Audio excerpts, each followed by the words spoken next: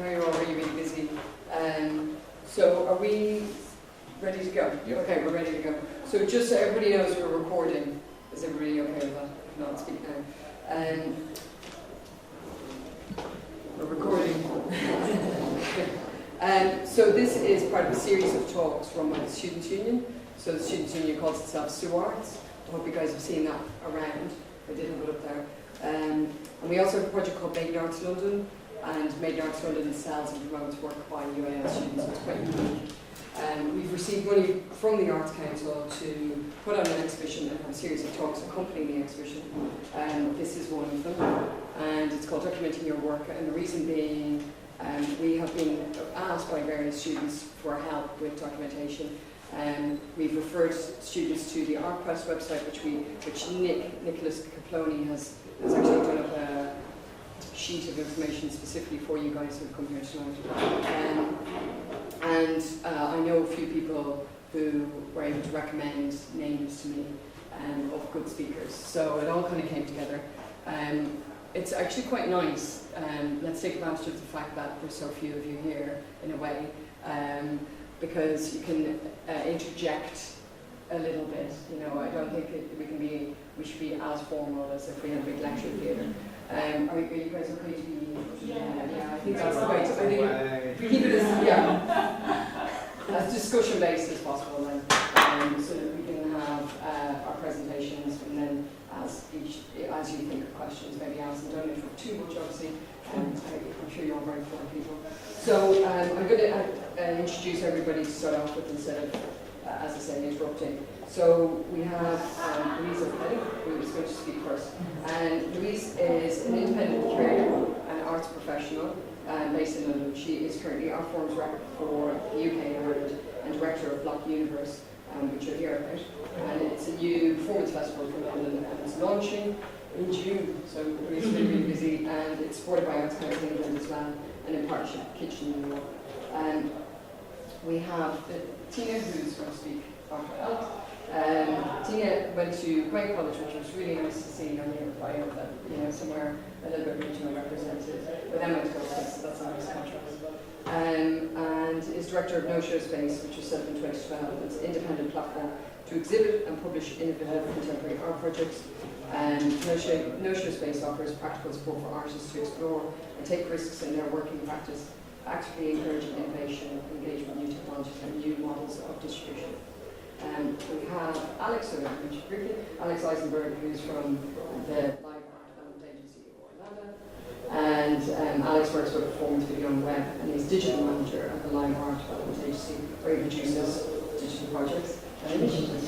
And Nicola Camberwell is a London-based choreographer whose work explores the role of body in performance, with particular interest in how the exchange between performers and audience can be acknowledged through the live event, and how notions of theatricality, fictionality, and spectacle function within that project. Am I speaking too fast? Is that all okay? Okay. We do have Dan. I do have information. So Dan was recommended to me by Lawrence, who's from Open School East. And if you don't know about Open School East, please do look up. Really, really interesting new model, new models in general for education. And Dan is an artist and photographer from London. Studied fine art painting at Wimbledon, and documentary photography and photojournalism at London College of Communication. And he has been photographing for the last 5 years for galleries. Regular clients include Whitechapel, ICA, and Foundling, which is a nice little hidden treasure in London as well. Range, you said, okay. Can I ask Louise to talk and to give me the nod when you want? Yeah, sure.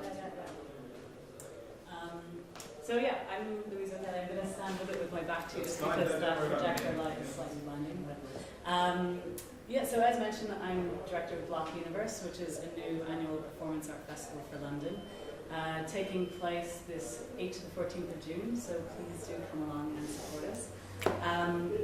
The theme for the first year of this festival is about legacies of performance. So we're looking at really how we can sustain an engagement with performance and how we can keep it alive, particularly as a festival, but also in general looking at that idea. So this is obviously particularly relevant when we're talking about an art form which is considered fleeting or ephemeral. And I'm going to do a little whistle-stop tour, I think, through a short history of different positions regarding documentation of performance and its implications starting with the 70s. And it'll be some very familiar examples which will kind of feed back into what we're looking at in terms of Block Universe and the program. So,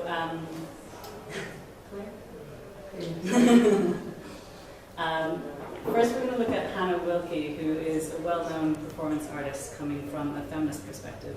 And she's obviously very conscious of the male gaze in her work, how she's represented in the image, and her use of the body in performance. So she also famously coined the term performless self-portraits, which were about these performances directly to camera that she did.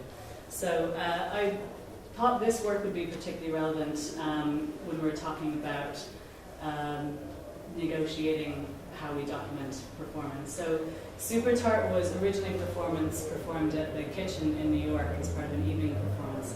And there is a film of the performance where we can see that it was essentially a series of freezes which almost started as a striptease and ended up in this sort of Christ-type pose that you see here. And so in the film you can obviously see the duration of the piece, the audience's reaction, and the whole process. So interestingly, Hannah Wilkie, after the performance, decided to re-perform this directly to camera. So she commissioned a photographer to document each of the freezes where she had paused. And I think in this way she really takes back authorship of the work and its representation in the world.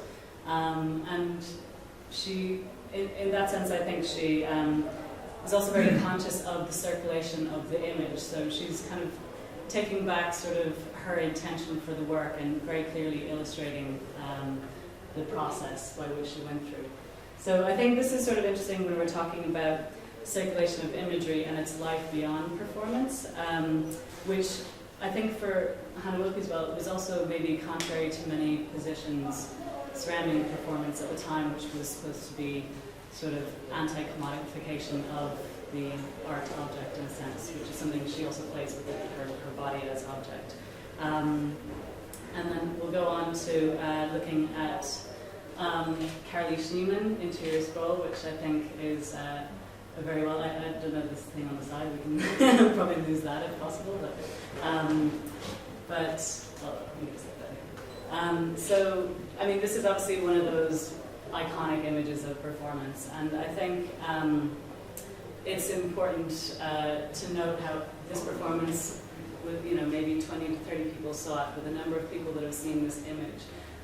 It obviously had a huge life beyond this performance. It's become, very definitive in terms of what we think when we think of Carolee Schneemann, and also when we think of body art performance at that time. So I think it's important to reference how the image gains currency in a sense. I mean, in some ways I kind of almost think about this as, if you think about the Mona Lisa image or something, sort of how that can, really, I mean, can become iconic in a way.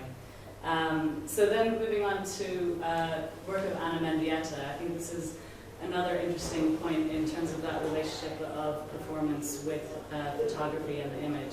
So Anna Mendieta, I mean, she has a very interesting practice which crossed over between body art and land art, and I think, well, when she was studying at Iowa University, she was under the tutelage of Hans Breeder, who had this very specific three-part methodology, which was about concept, execution, and documentation. So she really adopted this approach, and it became very integral in her art making. And although Anna Mendieta also did do a lot of performance to public and to audiences, she also increasingly worked in a solitary fashion in the landscape. So, I mean, this is one example of where she would use her body and the elements that were available to produce work, where there may have just been one other person there to document her work. So I think this kind of takes it a further step away from documenting live performance to where the image is actually the intended final product. And I mean, this is kind of also an interesting point in a very practical sense for anyone working with performance to think about, I mean, for example, I know someone like Marina Abramovich, when she works with her gallery, they have, they select images which represent particular performances, and that becomes an edition which is sold, which is a means of sustaining her financially. So, interestingly, I think the fact that Anna Mendieta worked so strongly with documentation and created a very clear archive of her work, in a sense, led to some interesting developments where in the 90s there was a young performance artist called Tanya Bruguera who decided to re-perform Mendieta's works from the images that she had. So, I mean, this kind of obviously raised a lot of complications in terms of the family estate and copyright and ownership of those, but I think the important distinction was that Bruguera really wanted to focus on her embodied experience of performing those actions, and so no documentation exists of Tanya Bruguera's re-performances of these, but I think it's kind of an interesting conversation in terms of the memory of performance and how we experience it directly live. Which will bring me on to our next slide, which is another very well-known performance artist, Marina Abramovich. And this is an image of her work, 7 museum pieces at the Guggenheim, where she re-performed or reenacted or interpreted seminal performances from history, such as Ballet Export, as we see here on the right, or Joseph Beuys. But of course she did this in her own particular fashion, very Marina Abramovich way, which was a durational work. So she performed these for all of the hours that the museum was open. And I think this kind of takes it another level away again, where the image that she's actually working with, the Ballet Export's Genital Panic, is not actually even an image of the performance itself, which is where she purportedly stalked the aisles of her local cinema, confronting men with the reality of women as opposed to their representation on screen. So, I mean, this, is kind of, I guess, represents that action itself, but this is what Marina Abramovich chose to reinterpret. And I think that kind of, I mean, it's been written that she was, been accused of doing paint by numbers rather than a faithful rendition of original performances. So I think that conversation about, how performance lives on, whether it's through re-performance or whether it's a reenactment or it's an interpretation of, how we do that, whether it's using, documentation of something at the time, is it using a score, and really, how valid is this as a means of keeping performance alive in a way and sustaining engagement with it. So this is something that I found particularly interesting, and was looking at the idea of the body as archive. And this is something that there's a dance scholar called Andre Lepecki who has written about this idea. And if we go into our next slide, we'll see an image of an artist called Julie Tolentino, who is working with Ron Akey, who's another very well-known performance art that I think Lad had done a lot of work with. So in this piece, Julie Tolentino offers her body up as an archive for performance art. So in this work, Ron Akey does his performance, Julie Tolentino witnesses it, and then he starts again, repeats it while she mirrors his actions. And then in the final round, she is essentially sedimenting the choreography into her body and performs it again solo. And I think this concept is really, really interesting that she's working with, about how the body becomes the repository for information and how we access that information through performance again. So this is really what's informing, I guess, the theme of the first year of Block Universe, where if we go on to the next slide, we'll see images of some of the artists that we're working with. So really we're looking at different forms of performance which are designed to be repeated in a way, or where the elements of choreography or rehearsal, even song, oral histories, or storytelling and types of performance that embody documents exist. So this is really kind of what we're looking at in terms of the festival and the program. So there are a lot of artists such as Nicola who work with dance. There are artists who work with narrative memory pieces. They use song or storytelling in their works. And really it's us looking at an alternate mode of keeping performance alive in a way. So, I mean, in conclusion, really, it's, you know, the idea block universe in itself is, it's actually a physics theory which describes an alternate theory of time where past, present, and future exist simultaneously. So this idea about circularity of time and performance always being available and ever present in the body, ready to be activated, is central to the theme that we're working with. And we just go to the last slide. I'll give you a full list of artists, which I very much hope you'll come and see. We'll be in several locations across central London, so please do check the website, which is blockuniverse.co.uk. We'll be uploading the programme to come. And I suppose a short note is really that although in this programme we are prioritising these modes of performance that place the body at the centre of that archival story in a way, it's important to note that on a very practical level we will of course be documenting everything as fully as we can through photography and film. And I'm sure many of my co-speakers have a lot to comment on that, so I'll leave it to you.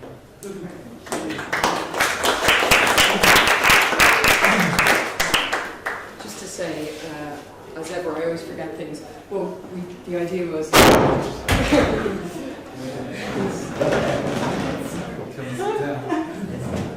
There's a lot of chairs in the room, so don't worry about it. One thing I didn't say was apart from like keep it informal and ask questions and drop in whenever you like, that the idea is just to have some contextual information first. So Louise and Alex sitting over there in the contextual corner, and then this is the contextual corner. Yeah, this is practical alley down here, and these guys are just. But the fact that Nicola's actually an artist and Dan does a lot of documentation, and Tina knows what she needs from her artists and what she needs to have them with as well, so that's why. So Alex, again, with the contextual information. Can I be really, really random and just say, I completely forgot to say that Commonplace, UAL Commonplace, funded this talk as well. So Alex, if you want to move on to your presentation. Hello everybody, I'm Alex Eisenberg. I work, do you want to put on my presentation? Okay, just while she's doing that, I've just got 2 slides. This is the first one and there's one at the end, so you can just look at that quickly and then you can look at me. I just want to get a sense of kind of who's actually in the room, who kind of works with performance or live work in some way. 1 person, 2 person, 3 person. Does anyone else have any relationship to live work or any ambition to work with live work? Teachers have said that showed, but I just Right. never had to get it. I've seen online, but I'm just about to graduate, so I'm just pulled in too many different directions. But I think there's some online where they call out for collaborations. Yeah. But it's just making the first steps. First steps. Okay. Well, hopefully I can give some ideas towards thinking about the documentation of performance. Whether in terms of making performance, that's a whole other talk. So yeah, I work at the Live Art Development Agency. Actually, who's heard of the Live Art Development Agency? You have. You've heard of everything. And you guys too, yeah. So for those of you that haven't heard about it, but also a bit for those of you that have, I'm going to tell you a little bit about the agency and about my work there. So a big part of what we do comprises of digital projects and initiatives, and my work is kind of all about stewarding and kind of managing and thinking through those sorts of things. We're a small little team, we're 5 people, so in the end we all kind of do a little bit of everything. And I also have my own practice as an artist, and a part of that is to make a performance, but I'm also quite concerned and have been for a while thinking about documentation in relation to performance, and particularly how that can be a kind of artistic practice in and of itself. So a little bit about the Live Art Development Agency. We began in 1999, and we kind of exist to support and develop live art practices and performance practices in the UK. And we also work internationally as well. And we do that through sort of 4 main ways. We run projects, we provide opportunities to artists. Right now we've just got our annual Hello. No, come on in.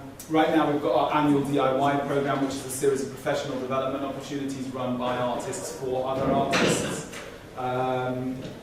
We publish books. We're a publisher. We work in lots of different co-publications as well. And then we offer all sorts of resources to artists as well. One of the key resources that some of you that know the agency might know is the study room, which I'm going to be talking a little bit more about in a second. And now LADA's work tends to be about supporting particularly challenging artists. Artists that perhaps feel they don't have a home elsewhere for various reasons, whether it's because of their politics, because of their identity, or because of their background in various ways. And I think part of what we do is we try and provide context for challenging and difficult work in various ways. And we're based in Hackney Wick, East London, which is quite far from here. But we're always open for visits, and you can come in and use the study room, and lots and lots of people do that the whole time. So I wanted to just outline a few of the ways in which LADA kind of relates to documentation. And it's kind of quite a multifaceted relationship. We are a generator of documentation, so we produce quite a lot of documentation. We're a repository for documentation, so we hold documentation. We kind of take it into our sort of grasp in various ways, and we try and look after it. We try and keep it safe, and we try and contextualize it well. And we partly do that through platforming documentation. We feature and showcase and share documentation in a whole series of different ways. So, so in terms of being a generator, obviously we're running all sorts of projects. They range from talks, discussions, research, more kind of visible performance programs, and that generates a whole lot of documentation that we store in our study room and is available to view also online. We also do a lot of thinking about how to kind of develop practices of documentation. So we do that through discussion, we do that through research projects. We've just recently completed a research project with University of Chichester, which has kind of looked at, it's called Documenting Intimacy, and it's about the relationship between documentation and one-on-one performance. So performance, whether it's just one performer and one person receiving the performance, how do you document that? So that's resulted in the website. And just to say that there's a whole load of links and stuff that are included in my presentation, which I'm going to be able to give you the link for at the end. As a repository, the kind of most obvious way we're a repository is through the study room. And the study room began as one little shelf in the corner of the office in 1999, and it's grown to be about 6,500 items. It's essentially a library. It's also a collection of lots and lots of documentation. Probably out of around 6,500 items, we have probably about 2,000 items which can be thought of as documentation in one way or another. And it's archival. We've got a really kind of extraordinary archive of about 850 VHS tapes from primarily, but not exclusively, performances from the ICA from the 80s and 90s. And we're in the process of digitizing that at the moment. So there's lots and lots of stuff. There's digital files, there's reams of DVDs, and that ranges from kind of much more archival record-based documentation to more crafted films and various other things. In terms of platforming documentation, right now we're just about to put the final touches to a kind of new kind of digital channel that we have called Live Online, which is actually a series of about, I think, 7 kind of thematically curated video channels which you are able to access online. And that features videos and films and other kind of digital material from our collections. So please look out for the launch of that, and please have a browse through. There's lots of great stuff there. And then we also feature documentation through, this is another new project which is happening alongside Live Online. It's called LADA Screens. And that's going to be more like a kind of online screening space, a bit like a cinema. It'll be kind of there for like a short duration. There'll be a film. A lot of the films that we've selected and artists we've selected for that are new documentation. So we're hoping to feature and provide context around that. So look out for LADA Screens. One of the kind of baseline ways that we interact with documentation is through publishing. We publish books, we publish DVDs, we make films, we do digital projects. And artists can profile and include their documentation in that. And we kind of do that at a range of different levels, from like a very DIY type of publication. We've just done basically like a zine style publication about live art feminism, to much more kind of grander, bigger budget projects, like we produced the book about Dejin Che, the Taiwanese American-based artist, which was a book produced in collaboration with MIT Press and Adrian Heathfield, and it's like a big, heavy thing. So we kind of operate across a whole range of different scales there. And lastly, another space that documentation gets featured is through our online store. So we sell books, artist books, books about performance and documentation figures in that in quite a big way, and that's called Unbound. So please check it out. Lots and lots of good stuff on that. So I wanted to just think for a moment about what's changed, and it's been great to have a real longer history. I mean, there's so much to say about the history of documentation and performance, and you can kind of, the obvious point is to go back to the 60s and 70s, but you can kind of go back to the beginning of the century, really, to when recording media started. But I'm not going to do that. I'm going to take the last 15 years, which is how old the agency is, and just draw out some of the changes in the last 15 years. And you alluded to this first one, which is performance can be recorded. I think there was an idea, and there still is for some people, but the performance can only exist if you're there, and you just shouldn't record, you shouldn't even bother. And I kind of agree with that. I think that it is an event that happens in a particular time, but what's kind of interesting to kind of see as a change is that documentation is not trying to emulate necessarily the live event, but is in fact trying to be something other, something else. And I think for me, embracing that idea that we can't capture this moment here, even if we're on a camera back there, that recording is something other than this event. And if you kind of think through in that way, I think it opens up a whole lot of possibilities for what documentation can be. Secondly, and the second thing that's changed is writing from live art. One of the ways that I first started thinking and interacting with documentation around performance and live art was actually through writing. The agency did a project in about, I think it was 2006 or 2007, where writers were invited to come think about not how they could write about live art or performances, but how they could kind of write from the live moment in a way. So they were kind of in a more intimate dialogue with the live event. And then off the back of that, I was involved in a project in 2007 called Spill Over Spill, which was a kind of writers program kind of embedded within the Spill Festival, and was a way to think about writing as a kind of form of documentation. And I think that's been a big change in the last 15 years. There's many people now doing that type of thing. The third point on the absolutely huge advances in technology, in digital technology over the last 15 years. We all have phones in our pockets, and not just phones. Those phones are HD video cameras. They are fantastic audio recorders. They're editors. You know, that is a huge kind of seismic shift in the relationship of like what I'm calling the documentation machine. You know, in relation to being able to make documentation. It's just wholly more available. And 15 years ago, there was just a whole different relationship to that. Fourthly, there are platforms for sharing in ways that there haven't been. Social media is since the last few years. So social media is the kind of obvious one. You can share stuff very quickly in a really temporal way, and you do see artists kind of using that partly for marketing purposes, but I think there are also some interesting examples of people kind of using those spaces, intervening with those spaces in kind of critical ways as well. And obviously blogs and online press and various magazines, but these platforms, having the availability of these platforms has really kind of reconfigured how we need to think about our documentation, because it kind of really matters what you put out there. The last point about what's changed is who can make documentation. And there's sort of two ways that I was thinking about this. One is that artists can do documentation themselves. You can have access, cheap, quick access to the tools for documentation. But another way of thinking about this as well is that as technology's kind of democratized things, people that were not able to represent themselves or to make themselves appear in the past are now able to do that in ways that are much, much easier than they were 15 years ago. So I think that's been a significant shift.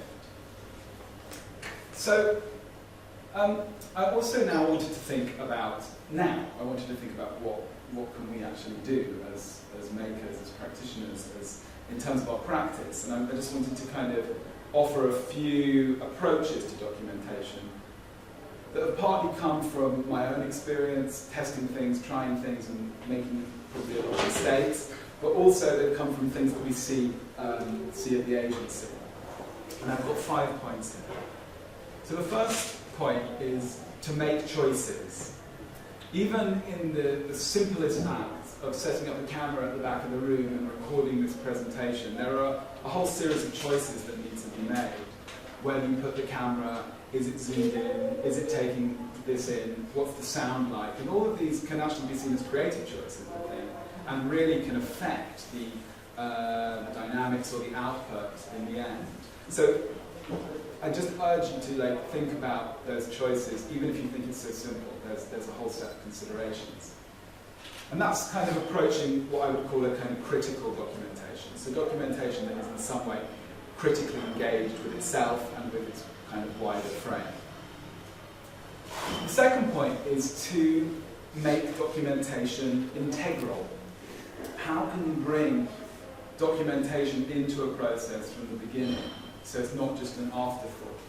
I think there's a tendency, if you're making live work, and this is completely understandable, to spend a lot of time in the live event itself, but increasingly I think we're seeing artists who recognise the importance of their documentation, conceiving of and working on strategies for documentation and methods for documentation from the beginning of their process. So they are sort of changing the parity between documentation and the live event. My third point is make resources available. Documentation, like anything, requires resources. It may require money. If you have a budget to work on something, you may need to actually specifically budget for documentation equipment, even though that's free sometimes. If you need to get more expensive equipment, that can cost money. So, budgeting for it, thinking about how you can properly resource it is really important. If you don't have money, you can still think about how you can resource it. That can be to do with how much time you give it. Do you kind of allow enough time to be able to conceive of and make your documentation? Fourthly, versions. Thinking about documentation as a process of kind of versioning has been a really useful way for me in terms of opening up its possibilities. So I really see carefully crafted documents as just another version of the live work. And again, this is back to the idea that it's kind of something other, it's something different, but I've just been really drawn to the notion of versions, because I think it kind of keeps a conversation or a dialogue that might have started in a live work kind of going in some way. And then lastly, it's about making collaborations. So much documentation requires working with other people, and there are a variety of different ways I think you can do that. I'm sure, David, a lot of time you come in at the last minute and you have to photograph and I think that's one option. But if you can kind of craft relationships with the people that are documenting, if you can bring them into your process and actually think of that relationship as a collaboration, I think that can make for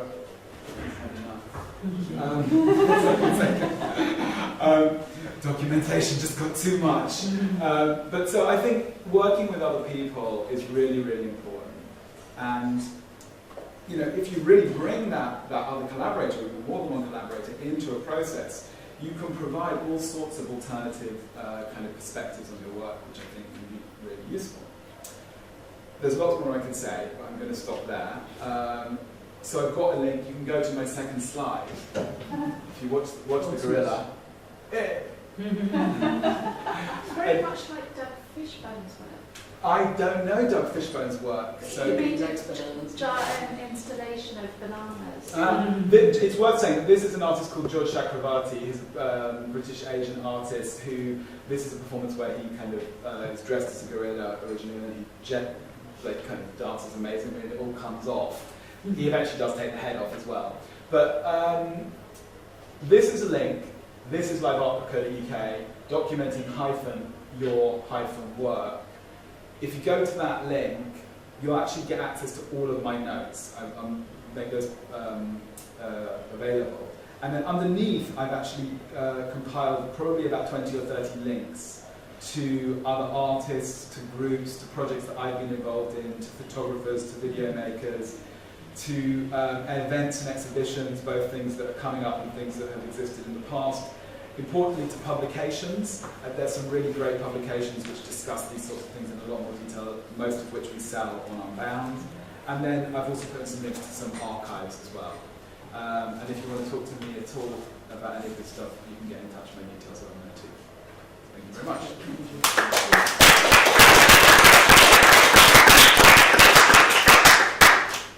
Yeah, well, thanks for putting them all on the site. That's really I had to do it anyway, so. Oh, you did. Sorry. No, I think it's really important if you've got stuff to share it out. Oh, no, totally. I agree. Just with us then. So, Tina, are you okay to give us your words? Mine's a bit short. Yeah, I'll just get up your images so that we can do these ones. Oh, these ones. Yeah, on below. That's yours. What you do here. It's the slideshow one. Right.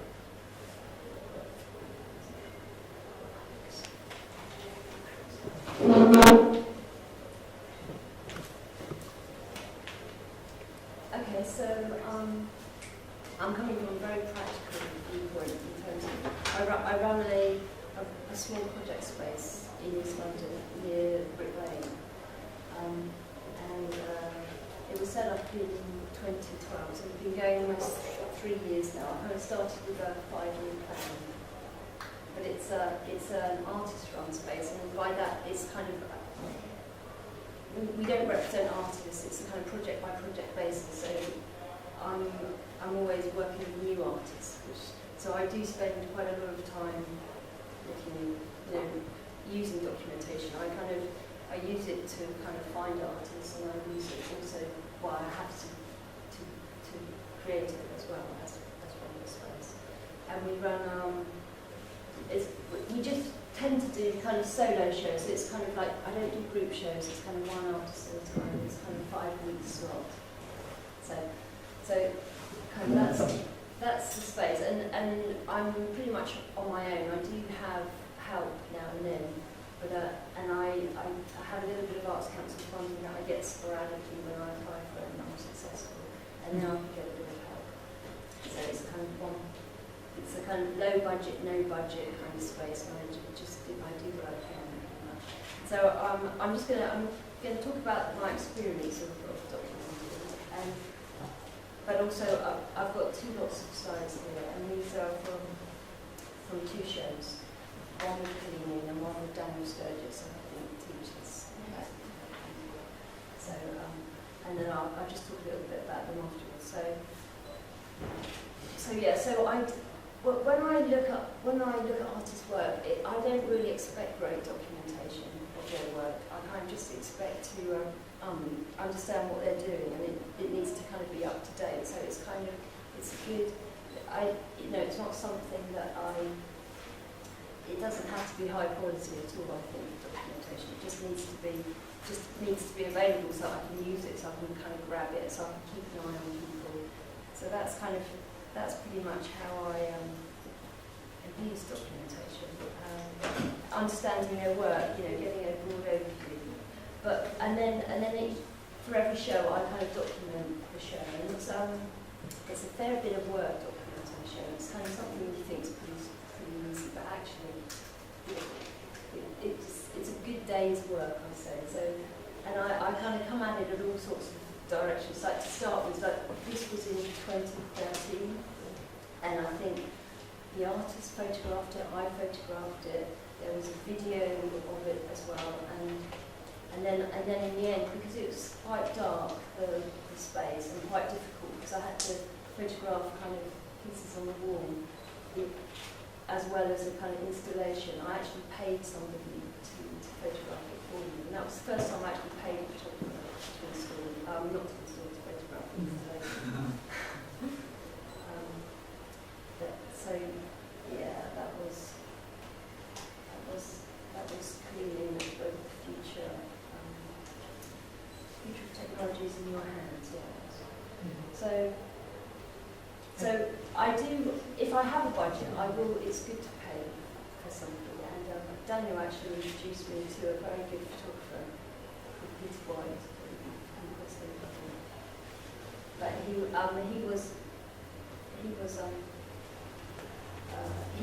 came with his lights, and he had a kind of little colour badge reader, and he was just wonderful, because it was a very difficult show to photograph. I don't think we haven't seen Daniel's work. No, I don't think so. It's not just not. It's what you just do. But yeah, so this is Daniel, and it was quite. There were two things that we wanted from these photographs. One was Daniel wanted to record his own work. He wanted photographs of his paintings, so that he could use them for, to show people that were interested in. And I actually needed more the works as installed show kind of thing. So there were kind of two sets of photographs.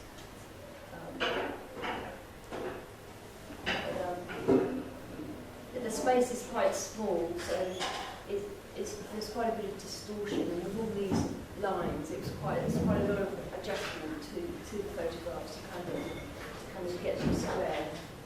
But Peter was amazing, and in the end he presented me with like 10 photographs. I think you're seeing pretty much all the photographs that he gave me, so I didn't have too much choice. I didn't have to edit anything. Because when you do it yourself, then the artist does it, and then somebody else does it, you can end up with just so many photographs that you'll kind of spend a lot of time kind of working through those photographs.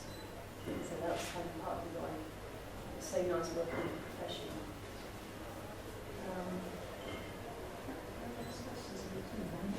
Yeah. I just wondered, like, when you said, like, I think we're quite trained to think about documentation and so important. So, especially when introducing it to people we have never met or they have never seen the work in real life, or like, they never came across it. So I find it quite interesting when you said, like, it's not, I don't really expect those pictures. But then you do invest in it quite a lot, like you wanted to do it right. This is like an installation of, and maybe it's made for that specific space. Yeah. So, I wondered, like, how do you then know, because, we have all these dictatorships, like, you are 16 slides, and, like, these kind of things. So, it must influence you as well. Like, do you feel like you can, because you have a more, you're not maybe in it for like profit, you really sustain maybe a more personal relationship with the artist. Yeah. That it enables you not to have these, like, thousands of slides that you have to watch and like, because you maybe can do studio photos. I don't know, this is really a question. Yeah, so. No, it's a good choice. But it's not more is better. It's definitely, it's just fewer slides that generally good, kind of considered slides or images. Yeah. But is your question more about the quality or? Well, because you said I don't expect it, but I think a lot of us do feel like it's been expected from us. And I think you also engage with it when you invite artists in your space. Yeah. To say, like, listen, maybe I don't pay you, but I give you this amazing documentation, because the documentation does look amazing. But I think it's kind of going back to the mobile phone. In a way, so many of the conversations I have with people are just like these kind of devices. And they are just kind of quick, instant images. Yeah. It's kind of what's happening. It's like work in progress, in practice. It's kind of, so it's not so much about, present. Like what I have here is these are these kind of went on to be published, and we kind of sent them to kind of collectors, and so they had a reason to be of this quality. This kind of, but actually communicating the idea that can happen in a much lower quality kind of image, and much more immediate way of looking at that kind of thing.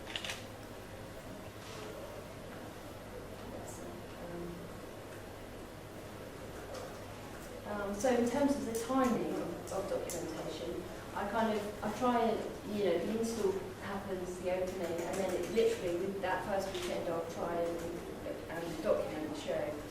And that's literally so that I can send images out as quickly as as possible. Because speed is kind of quite important as well, how quick things go out there. So, and it hasn't happened to me, but there are spaces around me where I know that people will sell work. They'll send a set of photographs to a group of people, and they'll make sales, and the buyer won't even go to the space. They'll actually buy from the photographs. So that's how important kind of photographs can be.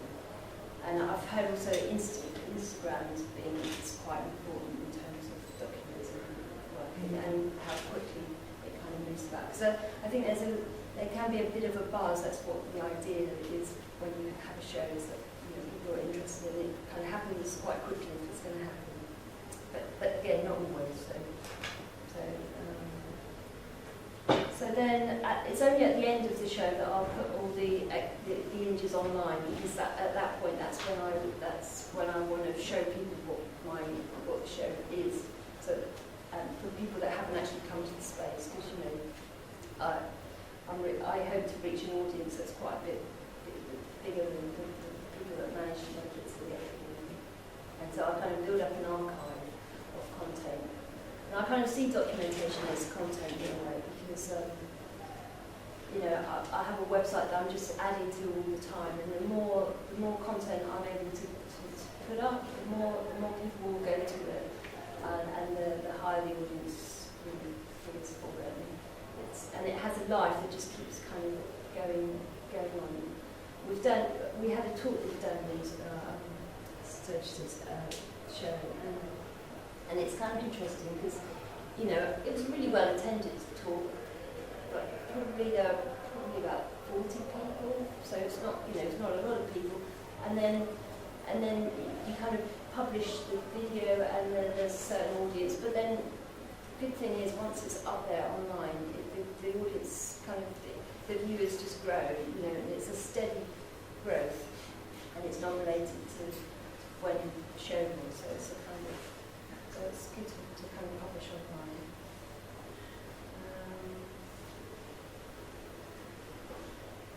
So I think, I've also brought some publications which are just like little booklets and exhibition pamphlets that kind of accompany them, and they kind of came about through documentation. The pink one was like the first one that I kind of did, and it was just literally, I'm working with artists that haven't really published anything before, and it's really helpful for them. It's kind of promoting. It is for sale, but I don't sell many. It's actually more, it's kind of useful to give to people, and and for me to actually to distribute in bookshops and in libraries. So there's that kind of record, and there's something coming up in the Tate Turbine Hall as a kind of artist print books, and it's just good publicity. It's a good way to get out there into the world, and it's quite cheap because it's not an art fair. It's kind of publishing. So it's. We reach people who are interested in print as well. So obviously we're talking a lot about digital documentation, and you're the first to touch on print documentation. But I know somebody who did something with the Freud Museum, so they invited a lot of contemporary artists in to do work with them.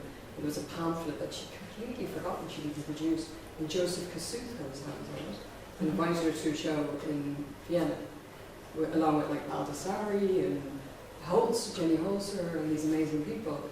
And it was through this pamphlet that she'd kind of forgotten she produced, really. But just the value of both print and because Kasuth is obviously a lot older, and he's probably a bit more comfortable with with that. Yeah. Well, print is difficult too, as well, isn't it? That's the great thing about print. It used to be really expensive, but now it's actually cheap. You know?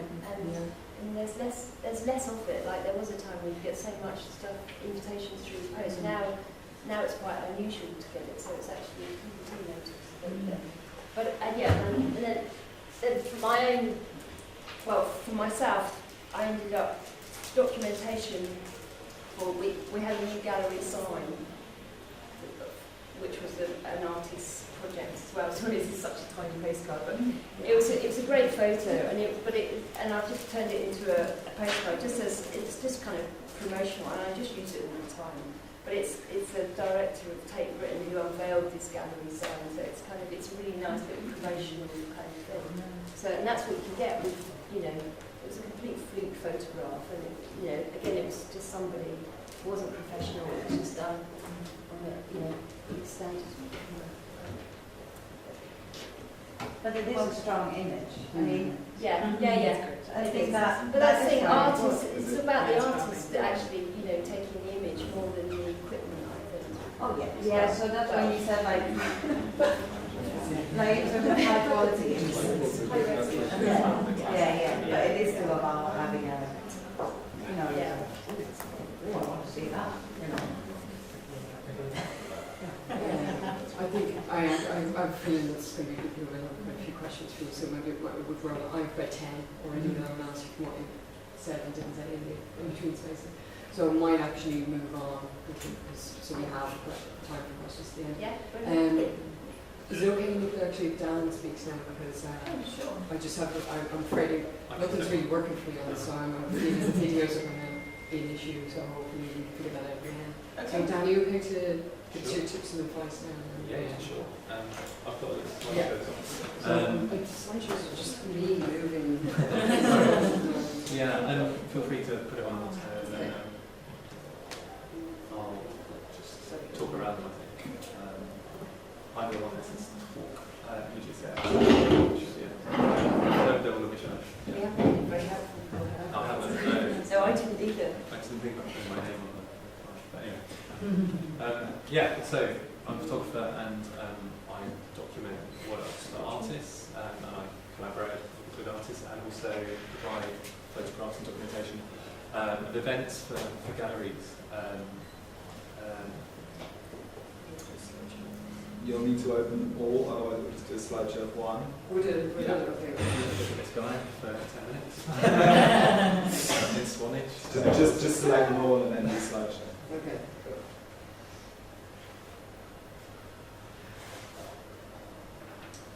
You need to open them. Double click. Yes.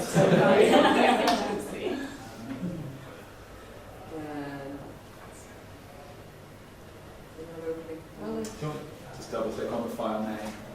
Hold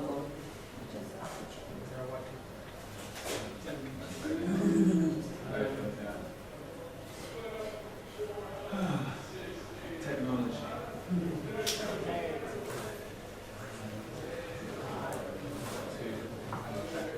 Just got to open them once again and then we'll come up one thing.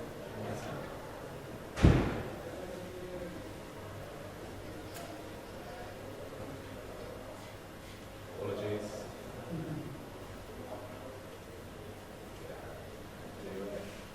AV support. That's it. My Camberwell. Yeah, bottom, that's it. Okay.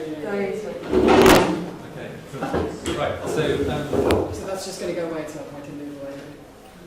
Great. So basically I was going to talk quickly about different kinds of images that are great and what they're used for, some of the problems that arise through doing that. And basically these images that are going on the slideshow now are a mixture of documentation of events that audiences are looking at performances and also some that were used by the artists as like poster publicity for documentation of their work. So, and then some are just kind of straight behind the scenes, which are kind of for the personal archive of the artists or artists. So this is quite recent actually.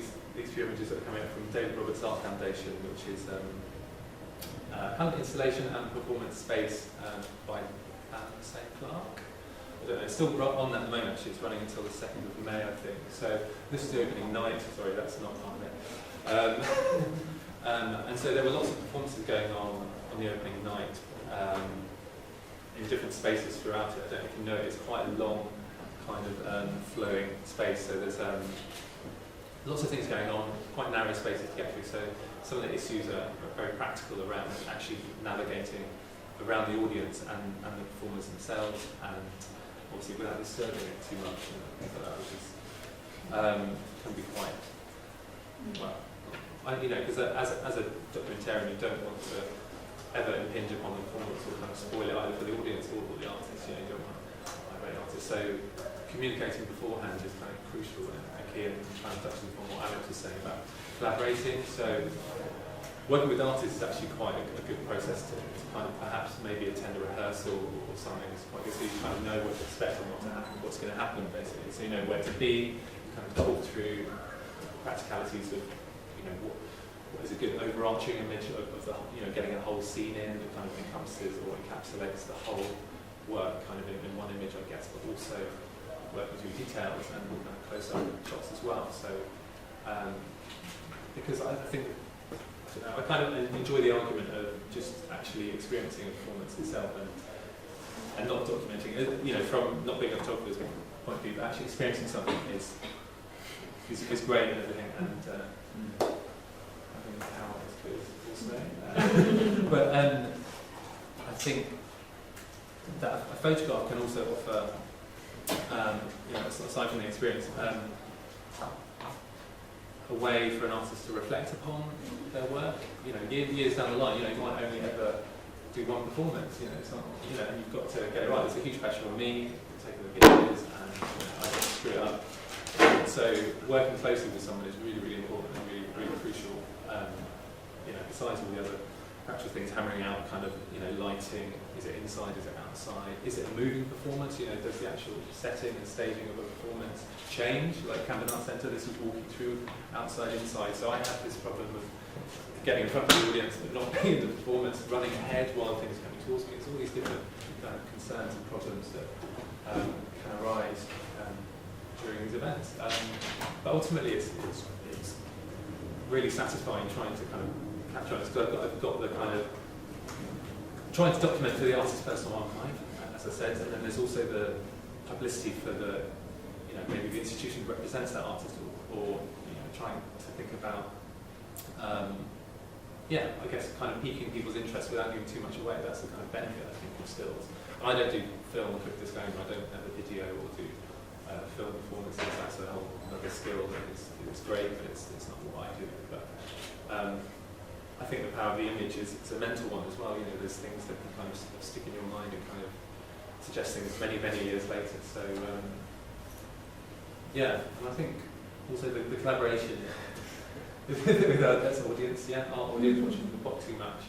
It's a restaging of a boxing match in Swiss Church, just off Shaftesbury Avenue, by artist Laura Eldrick, who I've worked with on like 4 different performances or something. So she also did the Swanage, kind of 2 columns that you see. That is another work of hers. So she likes having that relationship with me because we've worked, she trusts me, I guess.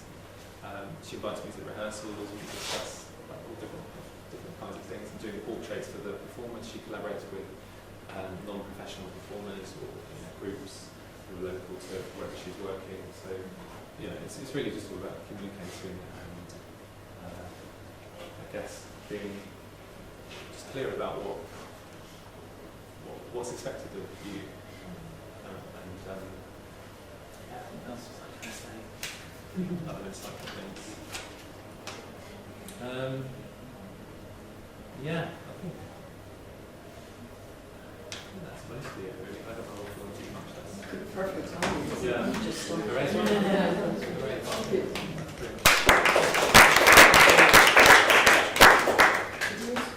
Not Not yet. 5 minutes actually. Okay. I might stand in context corner. Yes, Just so that when you can sit in the context chair if you want. If you want to stand. Open now, context. Okay, so I'm a work for art galleries and for theatres, which means that the works I make deal with a real range of experiences of duration and of relationships with audiences.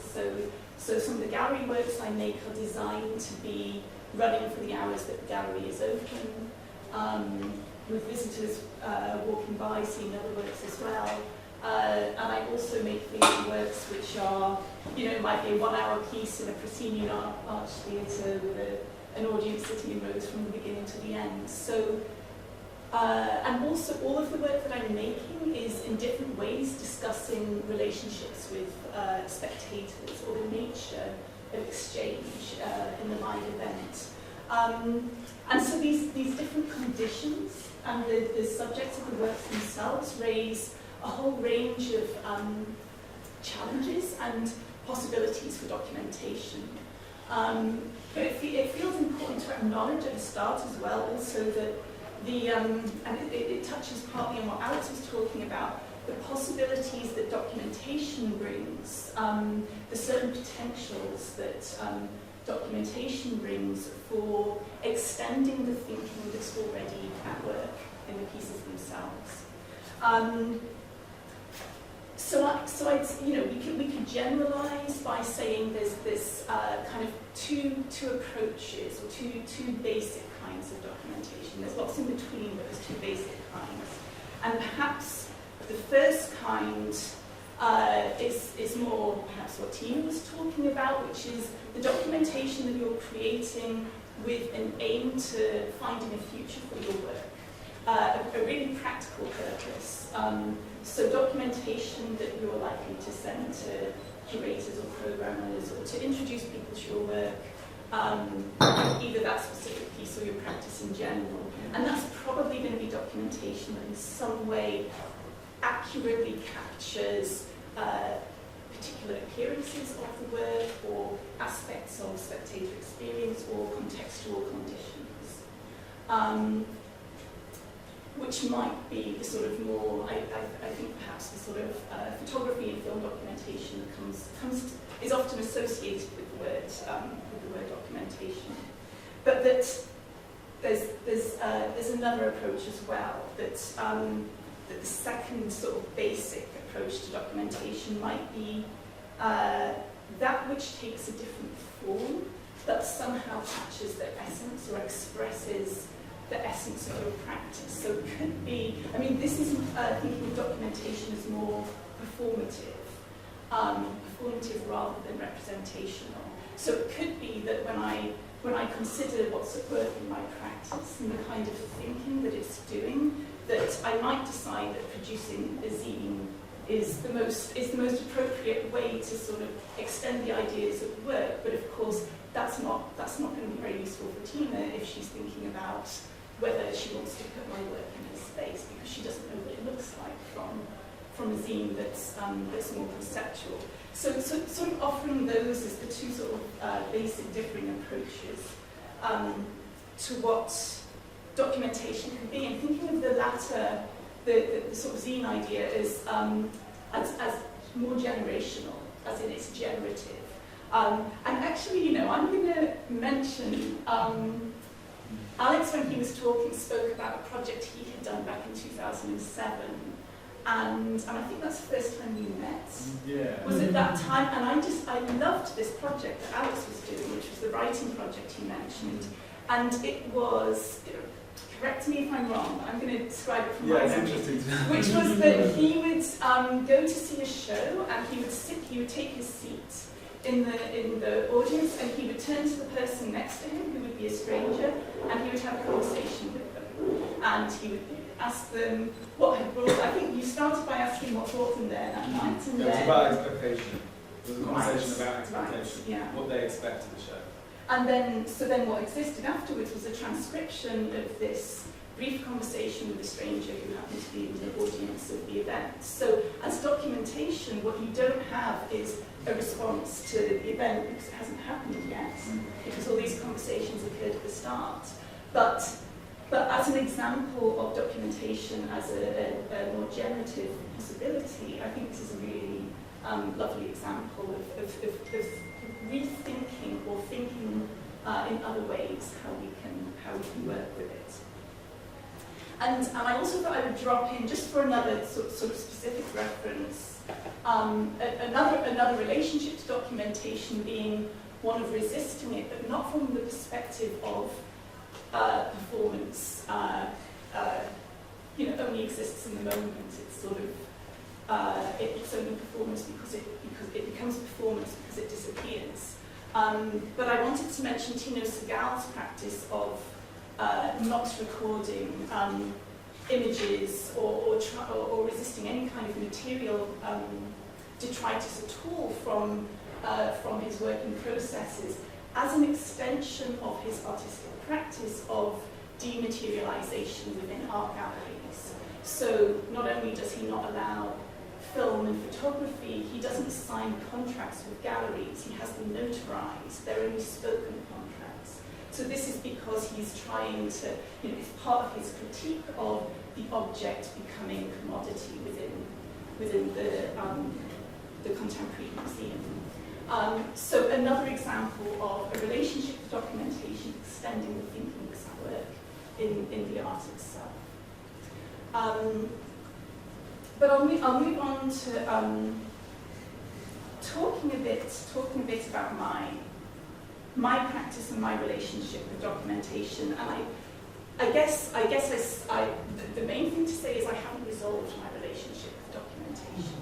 Is I'm aware of these possibilities and I'm aware of the two sort of basic stances I've just spoken about, and I document my work, or I have my work documented, but I'm not, I haven't figured this out yet.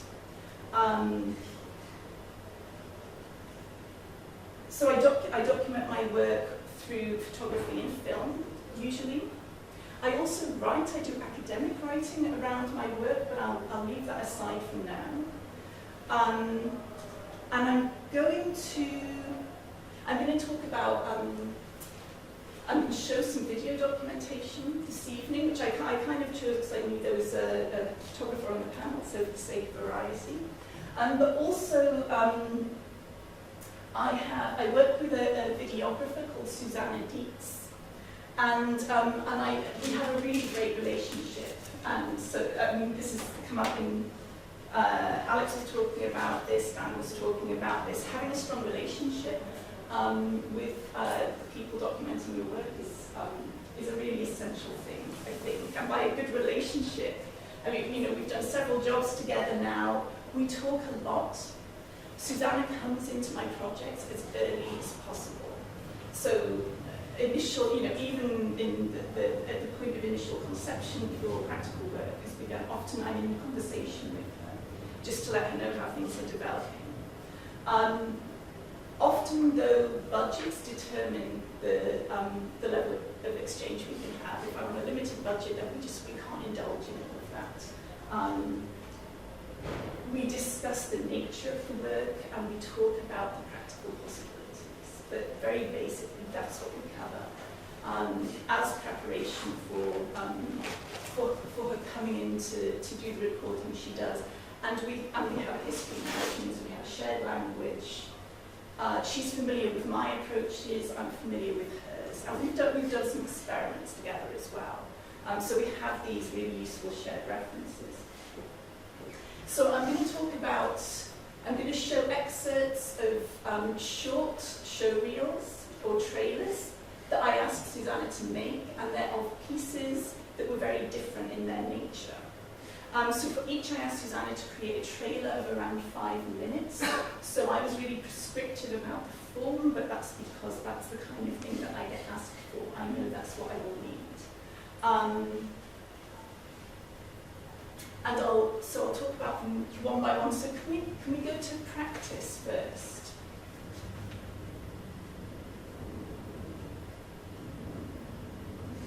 So this is a stage piece. It's a performance of 1 hour, and it is it's a very slow work initially. Might be just feeling water. So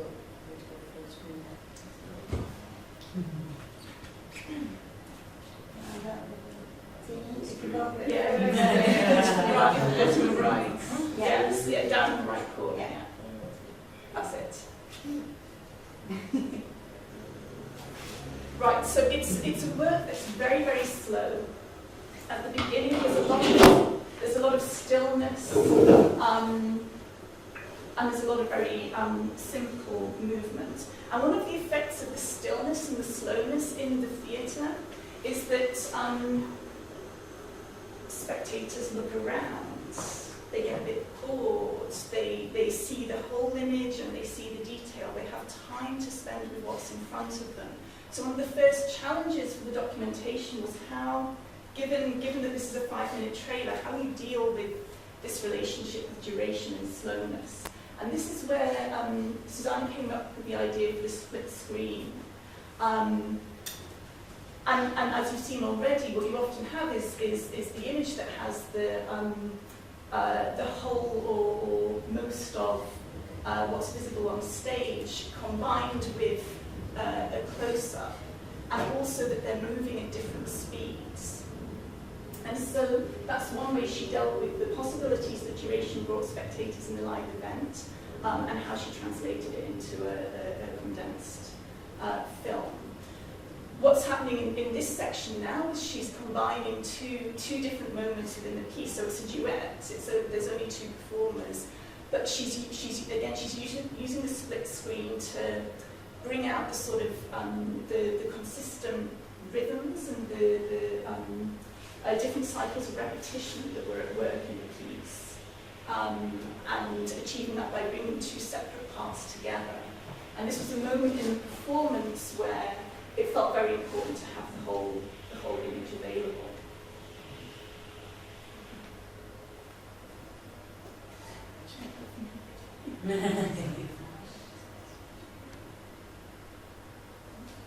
So even though she chopped around the order of certain things, it's largely chronological, the 5 minutes.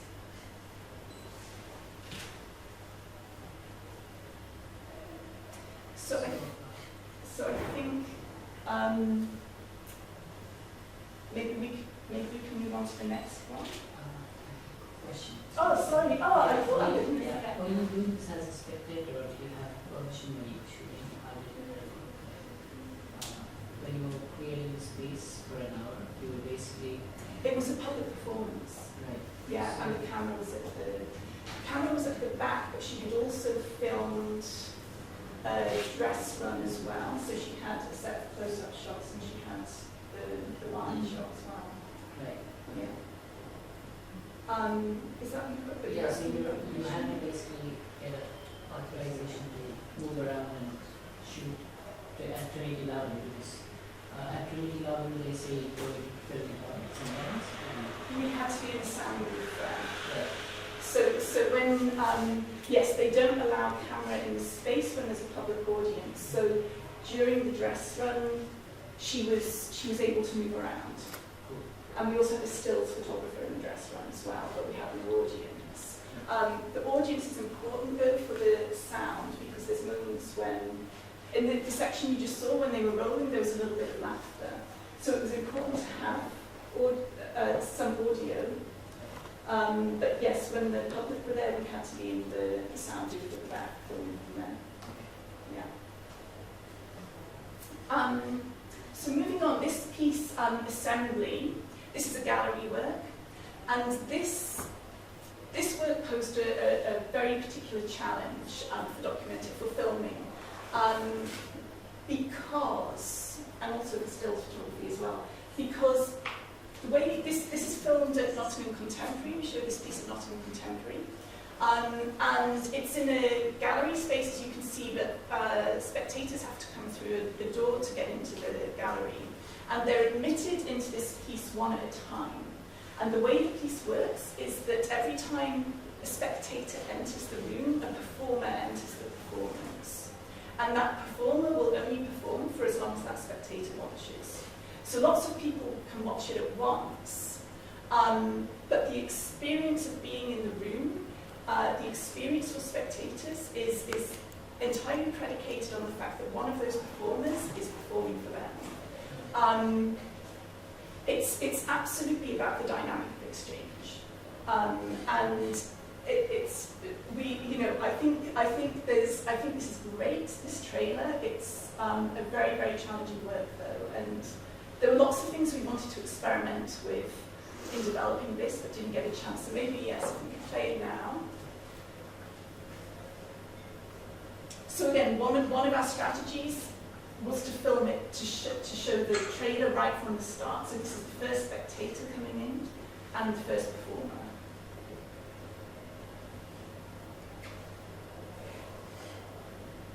And so basically, this lady, Kalila, swinging her arms, is going to perform as long as this spectator is watching. When the spectator leaves, she will leave. This guy walked in, and the second performer stays seated down. So it was trying to capture that relationship, and then moving into a shot where you might see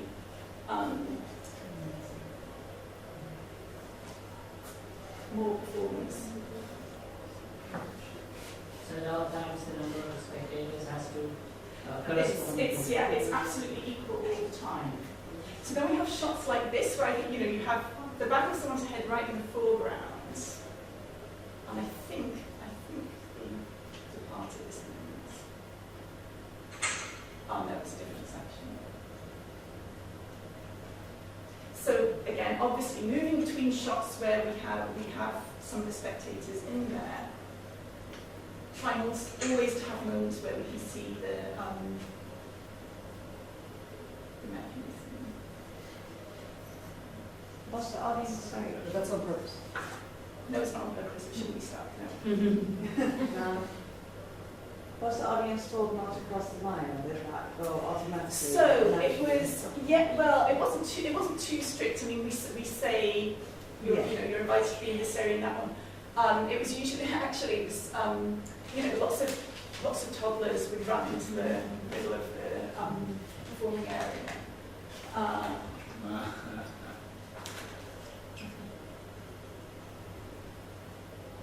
So one thing, when I was researching this piece, one thing I tried was I got a pinhole camera, and I got one of the performers to wear a pinhole camera.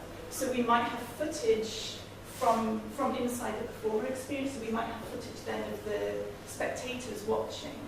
And this was an interesting idea. I think this must be the moment I've seen that before. You just saw those two heads across the screen, and then those two performers leave, so you get the sense of that relationship. So the idea of the pinhole camera to record the audience presence, it didn't quite work because I just got the cheapest camera I could, and we just didn't have the money to explore that more. The other idea we were interested in with this piece was to have a fixed camera on the ceiling, so that you could see this equivalence of numbers. I mean, the very different forms the different groups would be making.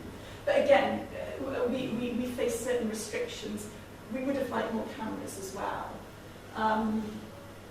But this is where we got to with this piece. And then if we can move on to the final one. So this final work is called Do Re Mi, and this was you can encounter a reconception of this piece in Block Universe, which was mentioned by Louise at the beginning. It's going to be a very different version of this piece, but this work was Do Re Mi was.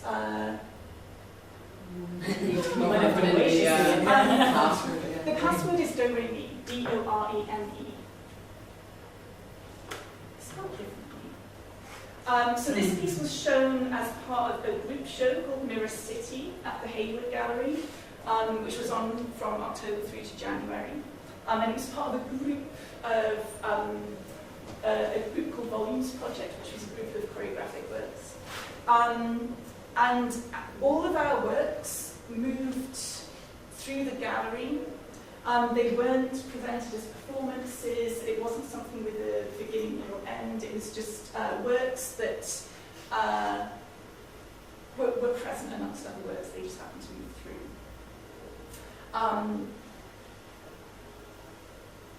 And so again, duration here was probably the biggest challenge, because this work would be present for between 3 and 6 hours in a day.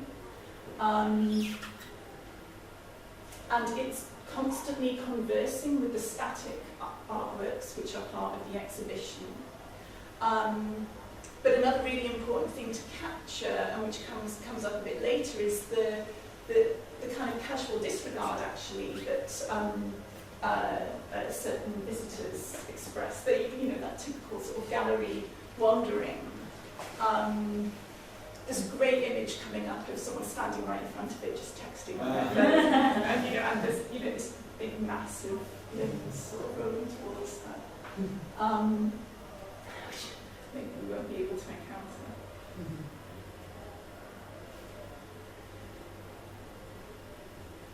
Again, this shift between the distant perspective and the detail, which felt even more important in the gallery, as spectators could stand directly over this work.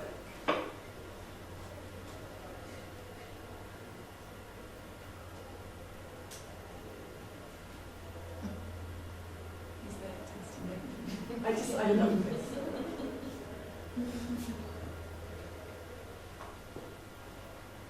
Did you give any instruction to the person making this to actually include all of that? Or was it just by chance? At the point of editing, you mean? No, at the point of shooting. So I had done, Susanna knew this work, and we did a site visit at the gallery, and we decided, I explained to her the route that they took, because the performers would take a particular route. We discussed different sites where she might place the camera, whether we should include the shots with the lift at the beginning, and which happened again at the end, and we did choose to include them. And we spoke about getting a range of shots that would include spectators in the background, and that would include these sort of overhead shots. Yeah. You said that it wasn't sort of presented as a performance. The audience didn't know they were going to see a performance. Is that?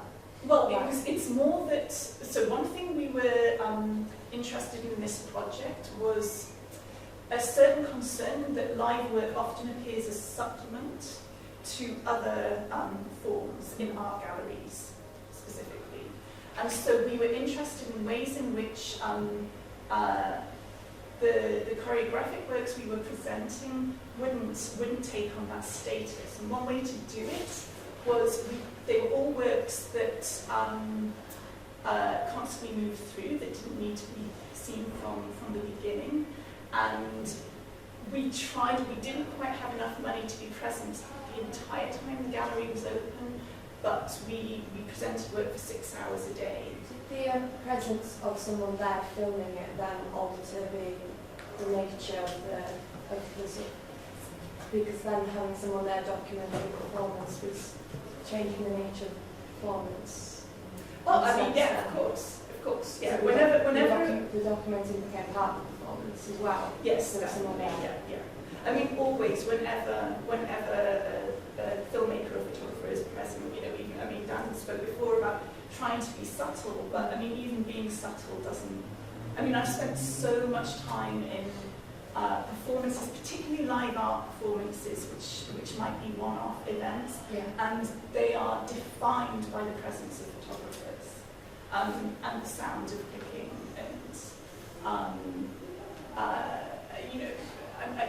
and something that comes to mind is that there was a big event called Visions of Excess years ago, which was a big overnight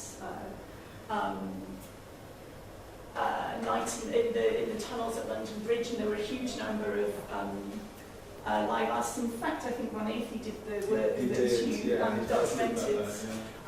But it was, I mean, the entire thing was people with cameras. The entire thing, because it was such a unique and one-off event.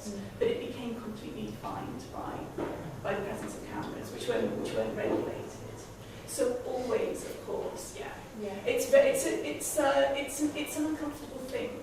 It's a really uncomfortable thing because I do this, I set this up, documenting for my work to have a feature, and it's so important that the audience are in the documentation, particularly for these last two works. But it's not. The ideal is for the documenters not to be used. Yeah. So you're saying this was somehow staged, but this doesn't happen at live, if you just go there as a performer, as an audience. So you're saying that what you spend right now is more of a staged thing? This was the Hayward Gallery, yeah. Oh, this is at the Hayward Gallery? Yes. This is not in London? No, London was the first. London was the first. Okay. Um, So you staged it basically, right, at the Hayward Gallery? Or it does was showing as part. It was showing for 3 months as part of the. It was on as part of the exhibition there. Right. Yeah. Yeah. So I should probably. I feel like did I have anything exciting to start with? I don't know. I guess there's still part of me that feels like I'm coming from a place of apology, because the reason I showed these 3 was because it reflects for me they're very different works, but I've asked Susanna to make 3 similar pieces of documentation, and the reason I've asked for that is because that's what I'm usually asked for, and with limited budget and limited time, that's what I'm going to spend my budget on. But I'm so aware of these other potentials for documentation.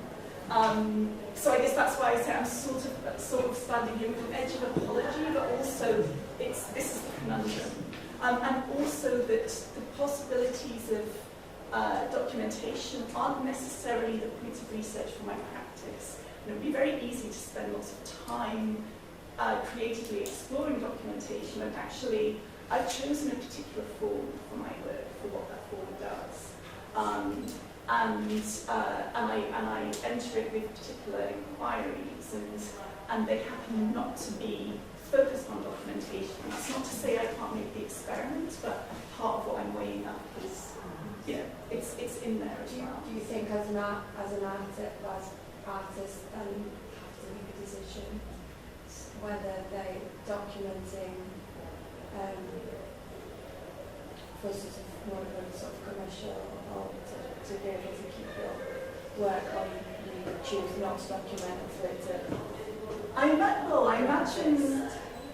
imagine it's possible to do both. I don't think it should always coexist, the more experimental and the sort of career-driven choice. Do you have to make decisions? No, you don't have to.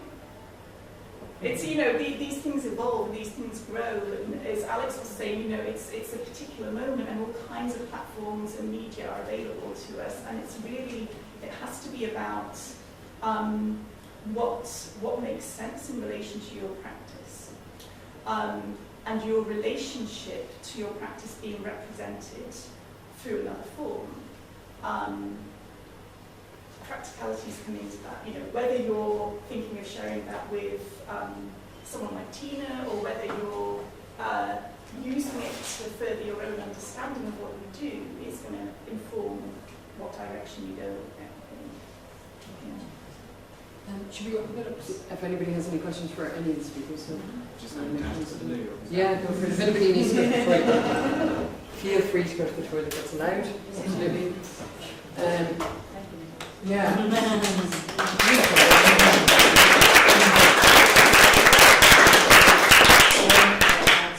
Actually, it might be worth saying when you're performing your work. I'm not entirely sure. Thursday, 14th. Yeah, definitely the Sunday 14th, the courtyard of the Royal Academy, and then it will either be, I think, yes. We'll have full program details on the website. Actually, there's a press release for Black Universe on the table over there, and some more information.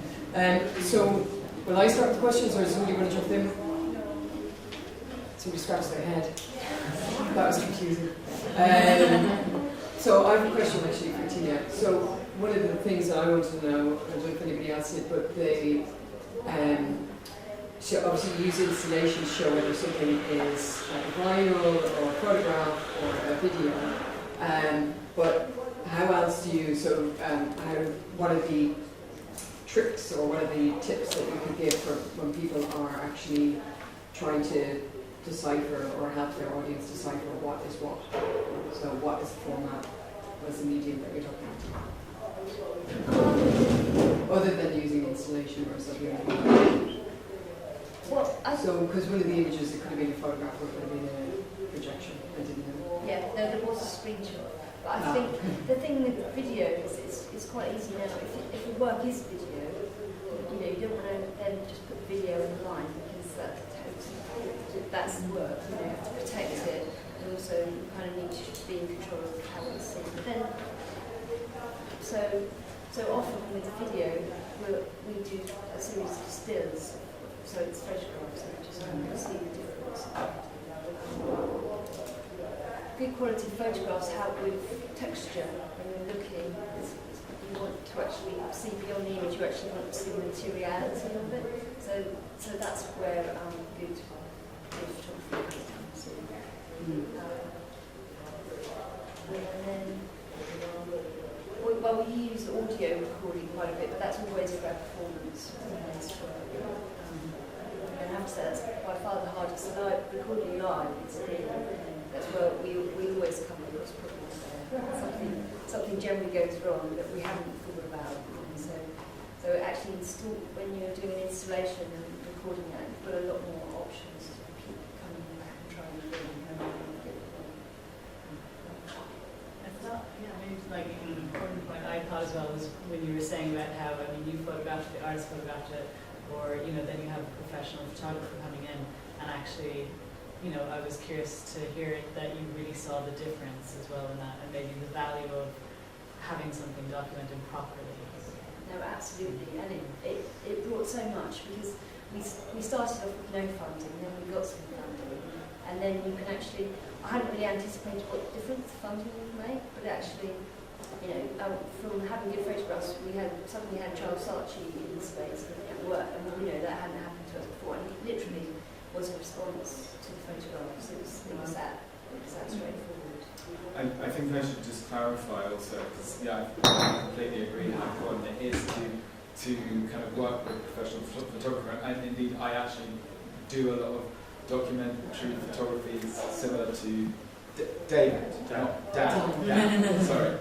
And so I absolutely value that. I think again it's just about making those choices and being really clear about it.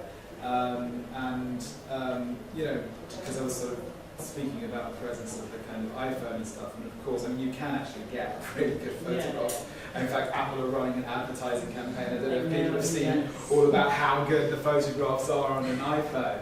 But actually, I think you'll find if you try to take a photograph in like bad light, like in a room like this on your iPhone, it can come out a bit grainy. But I think it's just about there is a difference to be made. And also another thing to say is that sometimes a record in a more kind of traditional way is absolutely like vital. And you know, just to emphasise from the point of view of me and from the agency, you know, we're not purporting that you have to sort of try all sorts of conceptual and experimental methods.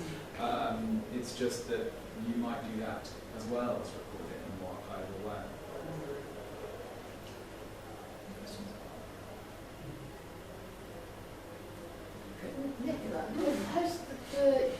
You just showed us some fantastic documentation, I guess some recent projects. Has the way you documented your work evolved over the years and changed? Yes. Well, yeah, what has changed? I mean, lots of little lessons that I learned. So I mentioned before about audience response.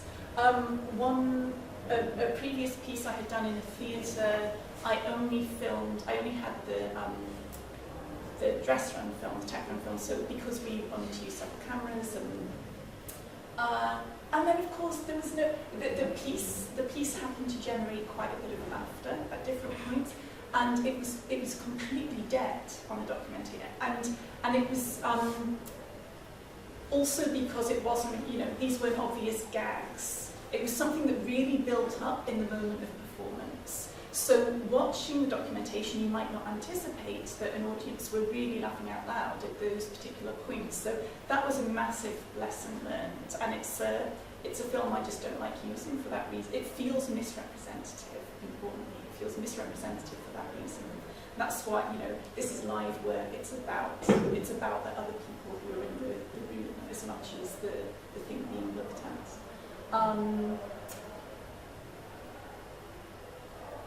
I think the thing that has changed is I plan much more carefully, and budget as well. Because my experience with not having a proper camera, or things like not, I got a great picture, but it's low resolution, so actually we couldn't create a postcard out of it. And I mean, these are very obvious things. It's also really great when someone who knows what they're doing is taking care of it. And if we're talking about this more traditional archival documentation, but also maybe just the level of conversation. Any photographer I work with, any filmmaker I work with, we spend time together as much as possible, because what they bring,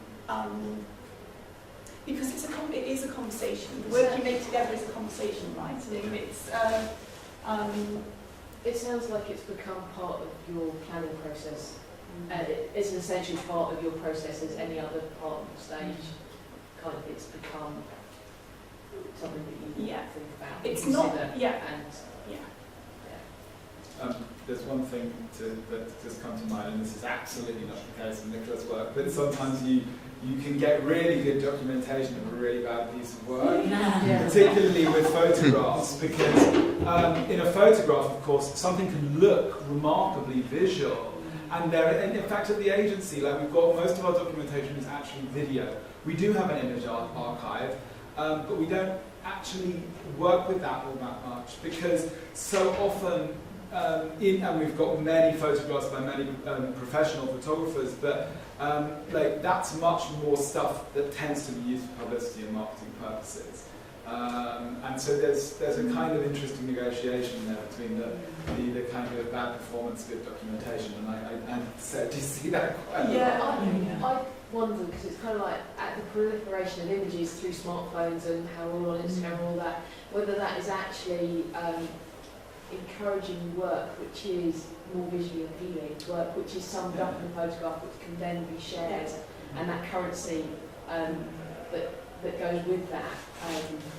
Just in terms of, I make large drawing installations. There's also a performative aspect to that, and I struggle with documenting the fine lines and the intricacies of what is a very large piece, capturing the enormity of it and the detail. It's something I've got to work out and sort out myself. But I do wonder, in a world where we share images and we look at we're bombarded by so many images so quickly. The other thing, we've talked mainly about photographs, video, writing, that's what we've really talked about, but there's also like the web, and there's possibilities to do kind of extraordinary interactive types of things, working with developers, or if you have those sorts of skills yourself, there are actually relatively simple things that you can do. A very basic example would be like having an image that through a web page you can really zoom into.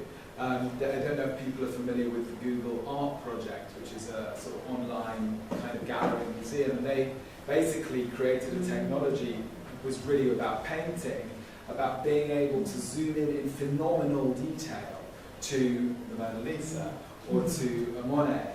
And now for performance that's kind of useless. But for painting, their argument is that you actually get a better experience of the painting than you do if you go into the Louvre and see, because you can get to it, you can literally see the cracks in the paint.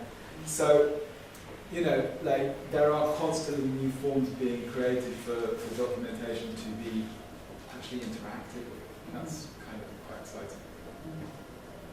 Another question, how important is it to capture the audience experience of the performance itself, and what might the issues be in that?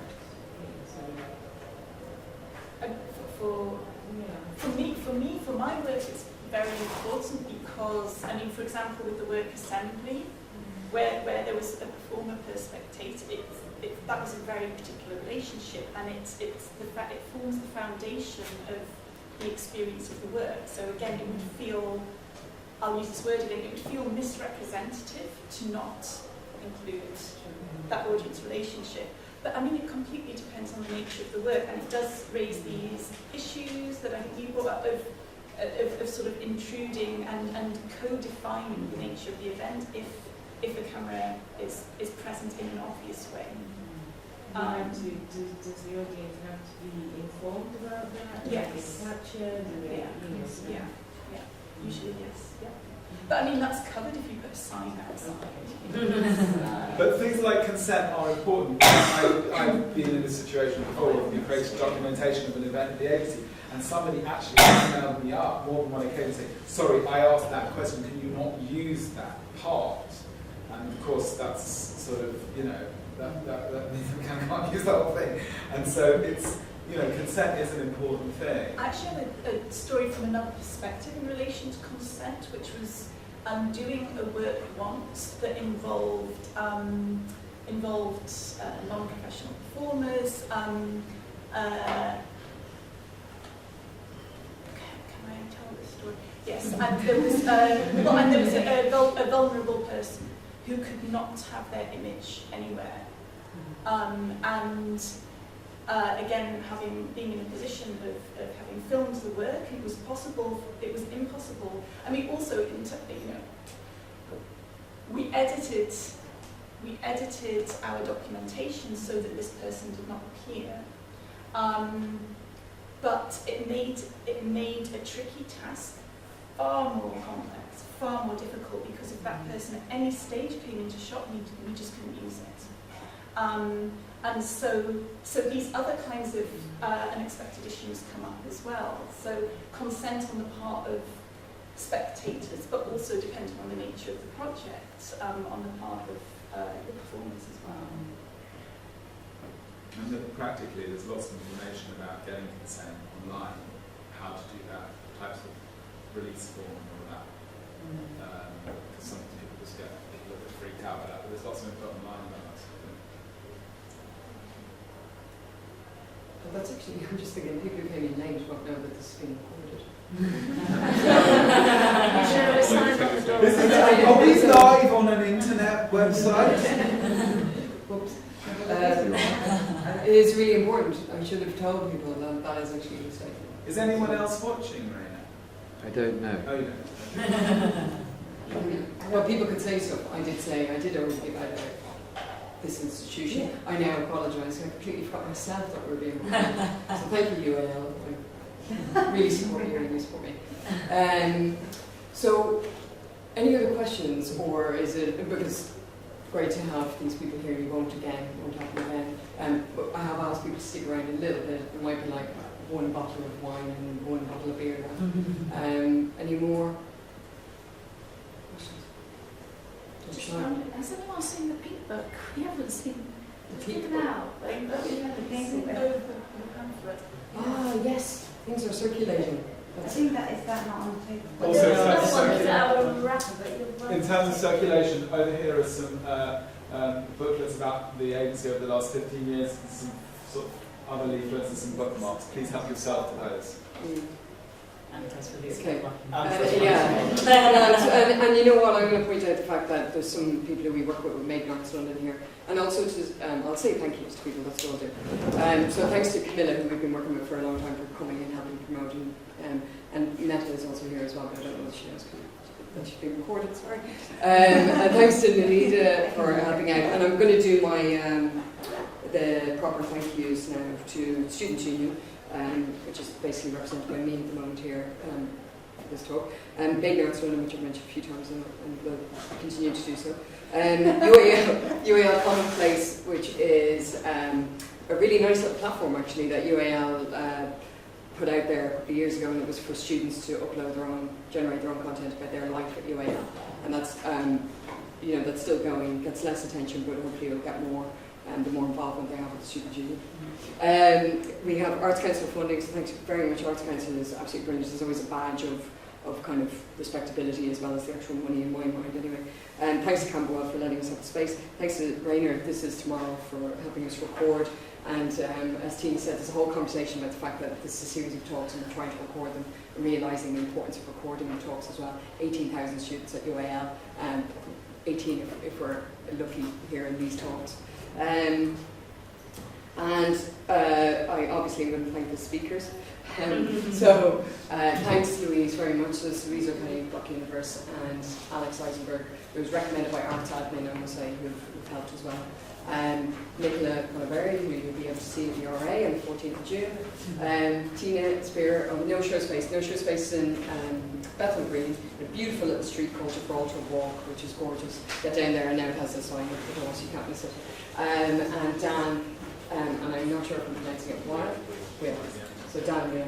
And Dan will be amazing to have as your photographer, by what I gather from what I can see, so I don't know whether you have to move to